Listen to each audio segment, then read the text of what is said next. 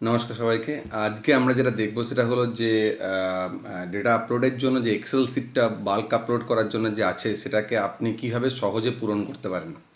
যদি আপনি গোটা এক্সেল শিটটাকে রো বাই রো প্রত্যেকটা সেল একবার করে ফিল আপ করেন এবং তার জন্য মোট সময় ব্যয় করেন তাহলে প্রচুর সময় ব্যয় হবে।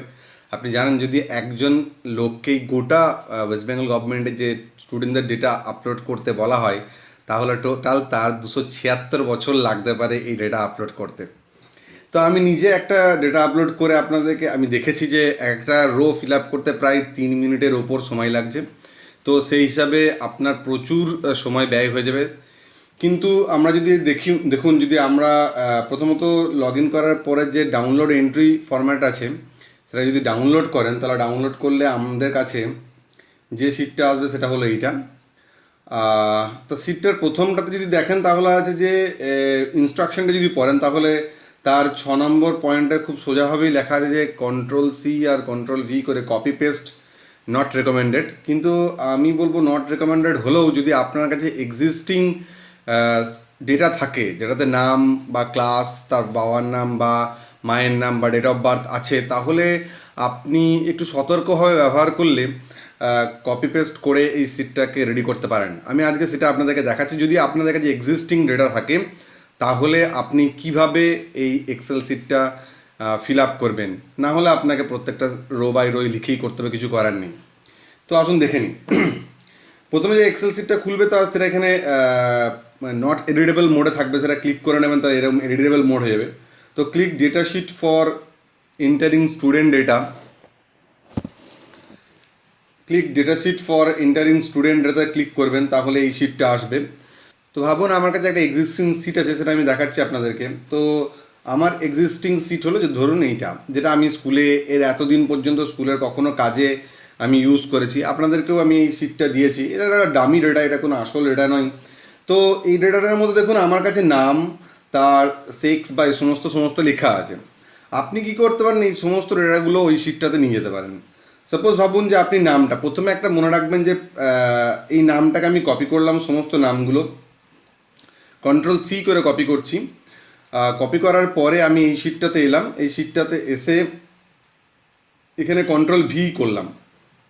দেখুন কন্ট্রোল-V করলেই দেখুন যে শেডগুলো শুদ্ধ চলে আসে। তখন আপনি এই নিচে যে অ্যারোটা আসছে, ক্লিপবোর্ডের যে অ্যারোটা আসছে তার মধ্যে থেকে ভ্যালুজ করে নেবেন, পেস্ট ভ্যালুর মধ্যে ভ্যালু করে নেবেন, তাহলে শুধুমাত্র নামগুলো এই শিটের ফরম্যাট অনুযায়ী চলে আসবে, যেটা আপনি দেখতে পাচ্ছেন এখানটাতে চলে এসছে। এবং তারপরে তার জেন্ডারগুলো মেল বা ফিমেল করে আপনি এখান থেকে সিলেক্ট করে নিতে পারেন।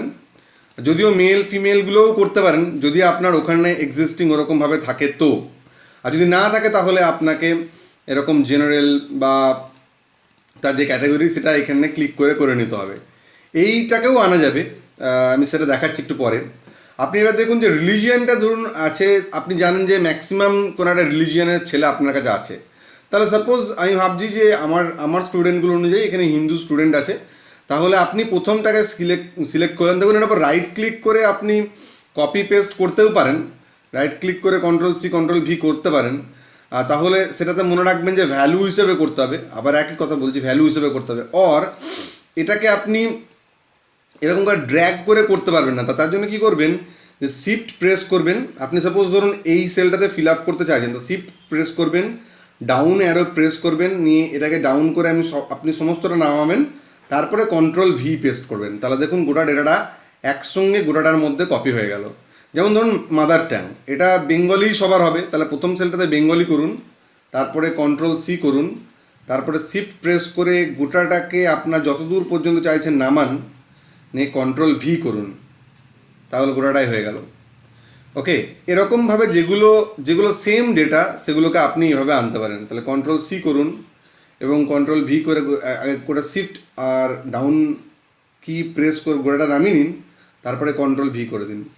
তাহলে যেগুলো রিপিটেটিভ ডেটা সেগুলো আপনি করতে পারছেন। দেখুন ডেট অফ বার্থের যে ফরম্যাটটা এখানটাতে দেওয়া আছে, কিন্তু আমার কাছে বা আপনাদের কাছে সাধারণত এরকমভাবে থাকে না। তো তার জন্য কি করতে পারেন, তার জন্য খুব সহজ পদ্ধতি। আমি ভাবছি যে আপনাদের কাছে ধরুন আমি যেভাবে ডেট অফ বার্থটা আমার ফর্ম আছে সেরকম আপনার কাছে আছে। শুধু আর এক জিনিস খেয়াল রাখবেন যেন যে একটা ক্লাস আর একটা সেকশন নিয়ে শুরু করবেন, এইটা প্রথম মাথায় রাখবেন। তো ডেট অফ বার্থে ধরুন এরকমভাবে আছে, আমার কাছে যেটা 16/4 আমি ড্যাশ দিয়ে লিখেছিলাম এর আগে, আপনার কাছেও ভাবছি এরকম করে আছে। তো প্রথমে আগে কোটাটা কন্ট্রোল C করে কপি করে নিন। কপি করার পরে আপনি একটা ইন্টারমিডিয়েট কোনো একটা শিটে যান, যে শিটটাতে আপনি কাজ করতে চাইছেন। সাপোজ আমি একটা এরকম বুক 1 বলে একটা শিট তৈরি করছি, যে কোনো একটা ব্ল্যাঙ্ক শিট নিন। ব্ল্যাঙ্ক শিটটা নেওয়ার পরে ধরুন আমি এখানটাতে কন্ট্রোল V করে গোটাটা পেস্ট করলাম। এটা ডাবল ক্লিক করলে আসলে জায়গাটার জন্য এরকম হ্যাশ চলে আসে। এটাতে আপনি অন্য কিছু করবেন না, এটা এরকমভাবেই থাক।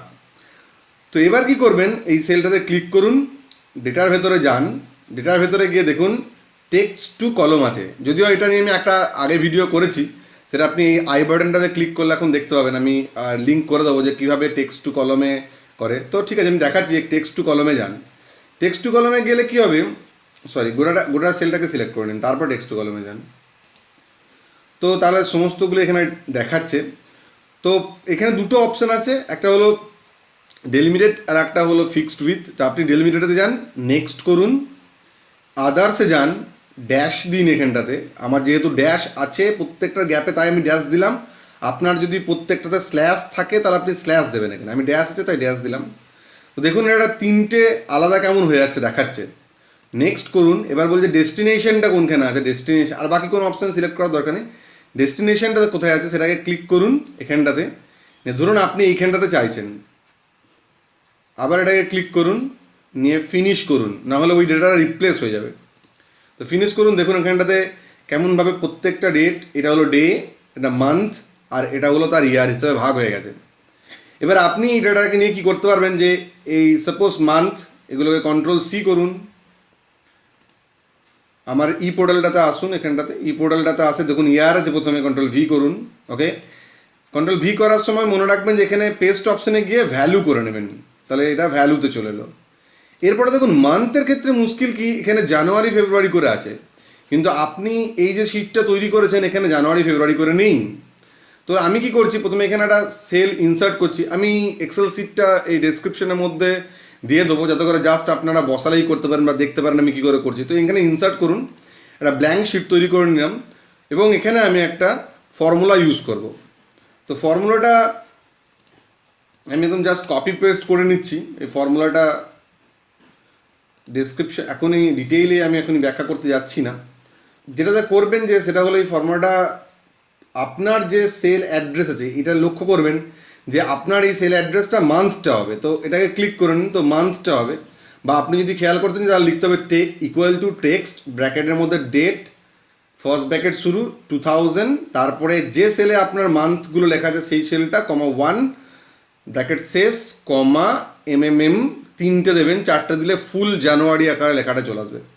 তো এন্টার করবেন এরপরে, তাহলে দেখুন এখানে এপ্রিল লেখাটা চলে আসছে, এবং এখানে ডাবল ক্লিক করে দিন এইরকম প্লাস চিহ্ন আসাতে, বা এটাকে ড্র্যাগ করে দিন, তাহলে সমস্তগুলো যেমন হওয়ার তেমন চলে আসবে।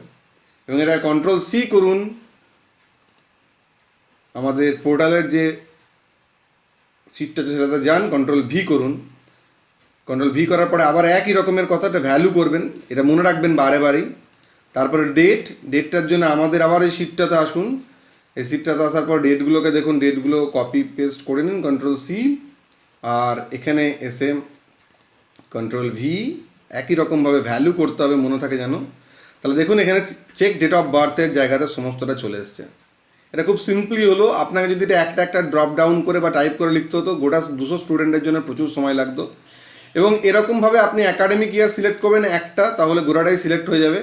অ্যাডমিশন নাম্বার আপনাকে লিখতে হবে, যদি অ্যাডমিশন নাম্বার আপনার কাছে থেকে থাকে, যেমন আমার কাছে ধরুন সাপোজ আছে, আপনি সেটাকে এরকম করে কন্ট্রোল C করুন, আর এখানে এসে কন্ট্রোল V করুন। আবার একই কথা, যেখানে মনে রাখবেন এখানে সময় ভ্যালু করতে হবে, তাহলে এটা ভ্যালু হিসেবে হলো। আবার ডেট অফ অ্যাডমিশনের জায়গাতেও তাই একই রকমভাবে ওই মান্থগুলো ওরকম করে স্প্লিট করে নেবেন, তারপরে এখানটাতে পেস্ট করে দেবেন। আপনার কাছে যদি প্রেজেন্ট ক্লাস, এটা ধরুন ক্লাস, আমি সাপোজ ভাবছি এটা ক্লাস 7-এর, তাহলে প্রেজেন্ট সেকশন 7 ধরুন এটা, সরি, প্রেজেন্ট রোল, আপনি যদি রোল থাকে আপনার শিটের মধ্যে তাহলে এখানে প্রেস করে দেবেন। একইভাবে প্রিভিয়াস ক্লাস ধরুন এটা 6 ছিল, প্রিভিয়াস ক্লাস 6 ছিল, এবং এটা কিন্তু গোড়াটাতে আসবে না, অটোফিল নেই।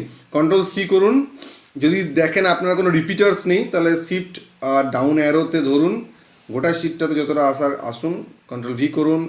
একই রকমভাবে সেকশনে আসুন, সেকশন করুন, কন্ট্রোল, যদিগুলো একই সেকশন থেকে এসছে তাহলে কন্ট্রোল এ করুন, সরি কন্ট্রোল সি করুন। কন্ট্রোল সি করার পরে শিফট ডাউন অ্যারো ধরে আপনার যতটা পর্যন্ত সিলেক্ট করা সেটা করুন, কন্ট্রোল ভি করুন।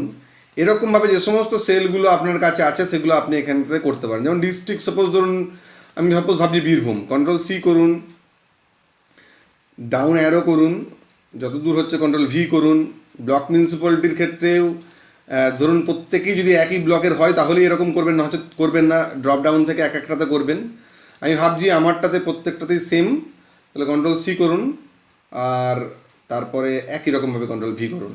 এরকম করে প্রত্যেকটাই করতে পারেন।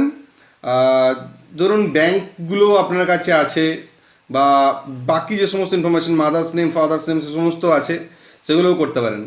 যদিও এই সিটটাতে লেখা আছে প্রত্যেকটাই ক্যাপিটালে দিতে হবে, কিন্তু আপনার অত খুব বেশি অসুবিধা নেই, এটা স্মল দিলেও যখন আপলোড হবে সেটা ক্যাপিটালেই হয়ে যাবে, সেটা আমি দেখেছি। নেক্সট হলো যে সাপোজ তবুও যদি আপনি চান যে সিটটা ক্যাপিটালেই তৈরি করতে, কিন্তু আপনার কাছে কোনো কোনো ডেটা ধরুন স্মলে আছে, যেমন ধরুন আমি দেখাচ্ছি যে সাপোজ আমার ধরুন আমি আমার ব্যাঙ্ক ডিটেলসের কিছু নাম আমি স্মল আর কিছু নাম ক্যাপিটালে করে ফেলেছি। তো এটা কন্ট্রোল সি করুন, নিয়ে যে ইন্টারমিডিয়েট একটা শিট করতে বলছে আপনাকে ডেটা তৈরি করার জন্য, সেটাতে একটা শিট করে নিলাম নতুন। তো এটা জুম ইন করে নিচ্ছি, কন্ট্রোল ভি করুন, এবং এটাকে পেস্ট ভ্যালু করবেন, সবসময় মনে রাখবেন। তো এইটাকে আপনি ক্যাপিটাল কিভাবে করবেন, তো ক্যাপিটালের জন্য খুব সহজ ফর্মুলা, ইকুয়াল টু লিখুন, এখানে ইকুয়াল টু লিখুন আপার UPPER, দেখুন চলে এসছে, ট্যাব সিলেক্ট করুন, আপনার এই সেলটাকে সিলেক্ট করুন, ব্র্যাকেট ক্লোজ করুন, এন্টার টিপে দিন, তাহলে এটা ক্যাপসে হয়ে যাবে এবং প্রত্যেকটাই ক্যাপসে চলে আসবে, এবং আপনি এখান থেকে গোড়াটাই নিতে পারেন, যেটা হওয়ার সেটা নিয়ে নেবে। এটা হচ্ছে, তারপর আপনি এখান থেকে কন্ট্রোল সি করুন, কন্ট্রোল সি করার পরে আপনার এই সিটটাতে আসুন, আর এখানটাতে কোথায় গেল, ওকে, ব্যাংক নেমে এসে কন্ট্রোল ভি করুন, কন্ট্রোল ভি করার পরে যান এখানে ভ্যালুজ অনলি করে দিন, তাহলে দেখুন সমস্ত যে ব্যাংক নেম সেগুলো চলে আসবে। যদি নেমের স্পেলিং ম্যাচ না খায় তাহলে এখানে কিন্তু কন্ট্রোল ভি করলে আসবে না, কারণ এখানে ভ্যালিডেশনের ব্যাপার আছে। যদি না সিলেক্ট, আপনি যখন এই ড্রপ ডাউনটাতে সিলেক্ট করবেন তখন যদি আপনার ব্যাংকের নামটাতে না যায় তাহলে বুঝবেন এই সিটটা পরে আপলোড হবে না। এরপর হলো ব্যাংক IFSC কোড, IFSC কোডটা সিমিলারভাবে যান, এখানে IFSC কোড আছে, এরা সঠিক ফরম্যাটে যদি না থাকে তাহলেও ওখানে কন্ট্রোল সি করে পেস্ট হবে না, যদি ফরম্যাট ঠিক থাকে তাহলে পেস্ট হবে, কারণ এখানেও ভ্যালিডেশন আছে। কন্ট্রোল ভি করুন, আর একইভাবে এখানটাতে পেস্ট ভ্যালু করুন। দেখুন ব্রাঞ্চের যে নেমটা আছে সেটা অটোমেটিক চলে আসবে, অ্যাকাউন্ট নাম্বারটাতে আসবেন, অ্যাকাউন্ট নাম্বারটাতে আসে আবার একই রকমভাবে যাদের যাদের অ্যাকাউন্ট নাম্বার সাপোজ আপনার কাছে আছে সেটা কন্ট্রোল সি করবেন আর কন্ট্রোল ভি করবেন। প্রত্যেকবারই একটা খুব গুরুত্বপূর্ণ কথা, আপনার এত খাটনি বৃথা হয়ে যাবে যদি আপনি ভ্যালুজ অনলি না করেন। তো এরকমভাবে আপনি গোটা শিটটাকে ফিল আপ করতে পারেন, এটা খুব সহজভাবেই ফিল আপ হয়ে যাবে। তারপর এটা সেভ করবেন, আর সেভ করার পরে এটাকে ওখানে আপলোড করবেন। কিছু যে সমস্ত টোটাল এখানে মনে হয় 35টা ফিল্ড আছে যেগুলো ম্যান্ডেটরি ফিল্ড, 35টা ফিল্ড আপনাকে ফিল আপ করতেই হবে। যদি আপনি হস্টেল ফ্যাসিলিটি বা কয়েকটা সেলের ক্ষেত্রে আমি একটু অনেক গন্ডগোল দেখেছিলাম, হস্টেল ফ্যাসিলিটি ইয়েস আর নো করতে হবে, নট অ্যাপ্লিকেবল করা যাবে না, কারণ নট অ্যাপ্লিকেবল করে প্রথমে যখন সিটটা এর আগে ছিল তখন আপলোড নিচ্ছিল না, এখন নেবে কিনা আমি জানি না। তো ওটাকে ইয়েস আর নো করতে হবে। আর যদি বিপিএল নাম্বার ইয়েস ও নো করেন তাহলে আপনাকে বিপিএল নাম্বারটাকে প্রোভাইড করতে হবে, যদি ইয়েস করেন তাহলে বিপিএল নাম্বার প্রোভাইড করতে হবে। ডেটা এন্ট্রিটা করার পরে ওখানে যাবেন ব্রাউজ, কন্ট্রোল এটা সেভ করবেন, আমি দেখাচ্ছি যে কেমনভাবে। সাপোজ এটা কোনো একটা নির্দিষ্ট ক্লাসের আর সেকশনের জন্য হলো। এরপর আপনি যেটা করবেন, এই শিটটা ফিল আপ করার পরে ওয়েবসাইটে যাবেন, ওয়েবসাইটের পরে চুজ ফাইল আছে, চুজ ফাইলটাতে ক্লিক করবেন, আমাদের যে পোর্টালের ফাইল ধরুন এটা সিলেক্ট করবেন, ওপেন করবেন, ওপেন করার পরে আপলোড বাটনটাতে প্রেস করে দেবেন। যদি আপলোডের সমস্ত ডেটা ঠিক থাকে তাহলে এটা আপলোড হয়ে যাবে, আর যদি ঠিক না থাকে তার পাশে দেখবেন এরর টেক্সট ফাইল আছে, ওই এরর টেক্সট ফাইলটাকে ডাউনলোড করবেন। ডাউনলোড করলে আপনি দেখতে পাবেন যে কি আপনার এরর হয়েছে, সেটা দেখে আপনি বুঝবেন যে সেই এররটাকে আপনাকে কারেক্ট করতে হবে। যদি কোনো ম্যান্ডেটরি ফিল্ড মিস যায় তাহলে সেটা ওর মধ্যে লেখা থাকবে, সেটা আপনি পরবার ঠিক করে আবার ওই শিটটাকে আপলোড করবেন। যেটা করবেন প্রথমেই যে এক্সেল শিটটাকেই অনেকগুলো কপি করে নেবেন, আপনার যত ক্লাস যত সেকশন আছে তারপরে ফিল আপ করতে শুরু করবেন, তাহলে আপনার সুবিধা হবে। আশা করছি ভিডিওটা আপনাদের কাজে লাগবে। ভিডিওটা কাজে লাগলে আপনি সবার মধ্যে শেয়ার করুন, যাতে করে সবারই এত সময় নষ্ট না হয়। আর এর পরবর্তী যে দুটো ভিডিও আছে, একটা হলো ডিসিএফ থেকে আপনি ইমেজ কী করে সমস্ত ডিসিএফ থেকে একসঙ্গে ক্রপ করবেন, শুধু ডান দিকের পোর্শনটাকেই, আর সমস্ত ছবিগুলোকে কীভাবে একসঙ্গে আপনি 20 কেবির থেকে কমে আনবেন, সেই দুটো নেক্সট ভিডিও। যদি নেক্সট ভিডিও দুটো দেখতে চান তাহলে আপনি সাবস্ক্রাইব করে নিতে পারেন, সাবস্ক্রাইব নিচে থাকে লাল রঙের বাটনটা, তাহলে আপনি ভিডিও দুটোর নোটিফিকেশান পাবেন। আর তার পাশে বেল আইকনটাকে প্রেস করে নিলে নোটিফিকেশানটা যখনই আপলোড করবো তখনই পাবেন। থ্যাংক ইউ সবাইকে, আবারও নেক্সট ভিডিওতে আপনাদের সঙ্গে দেখা হচ্ছে।